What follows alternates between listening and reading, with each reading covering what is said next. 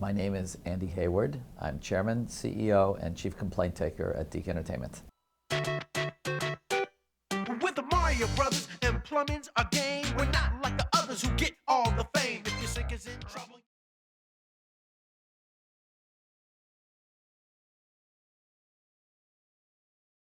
Well, Super Mario Brothers, of course, came from the Nintendo game Super Mario Brothers. And it was created by a group of people. The key members of the team were myself, Robbie London, and Mike Maliani.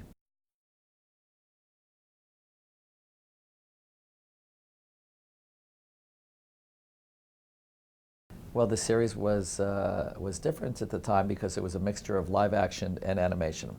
We had a live action character, Captain Lou Albano, who played the role of Super Mario, and we had another live action character who played the role of his brother Luigi, and they did little skits.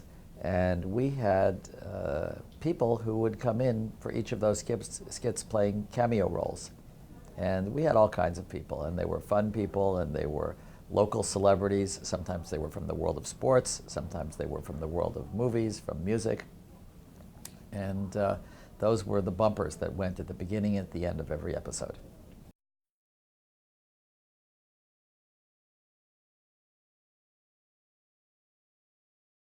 Well, when Super Mario came out as a game, it was on the original Nintendo NES 8-bit system.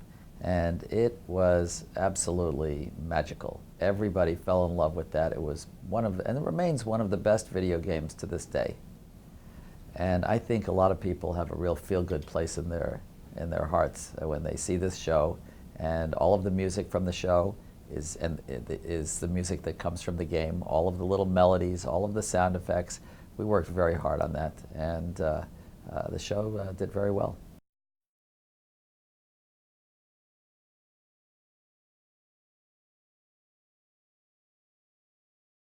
Good question, and I couldn't tell you. The creator of the video game was in Japan, and the series was produced autonomously in the United States. Okay.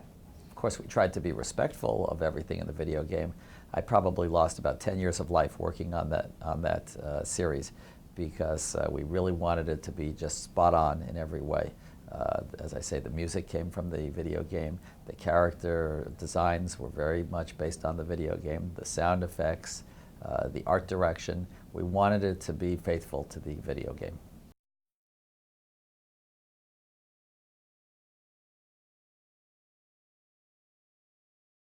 All of the live action was shot at one time. We did approximately 52 episodes of live action wraparounds that were shot in about a 2-week period. And then they were later edited into the cartoons. The cartoons each take about a year to make.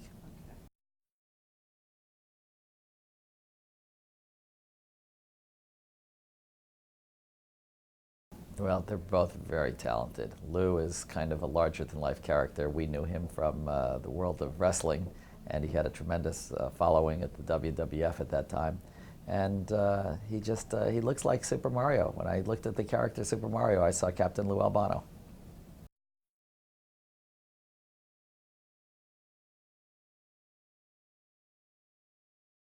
We loved Ernie Hudson. He's a well-respected character actor, and of course, he was one of the stars of Ghostbusters. So when we did the episode Slimebusters, it was natural to try and get Ernie to play a cameo in that role, which he very graciously did for us.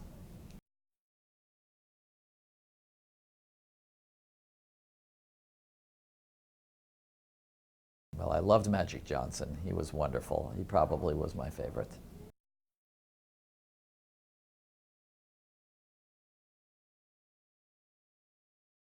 The Mario rap, I love that Mario rap. The Mario rap was sung by Captain Lou and Danny Wells.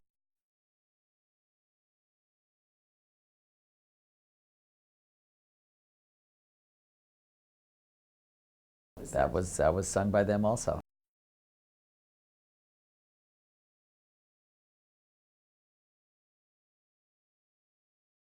I think actually I wrote the lyrics, if I'm not mistaken, and the music was the melodies that were from the video game.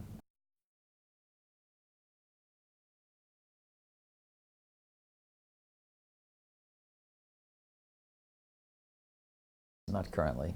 Well, the Super Mario Brothers franchise has never gone away. If you look at the top video games at any point in time over the last 15 or so years, you can go back 1 year, 3 years, 5 years, 10 years, 12 years.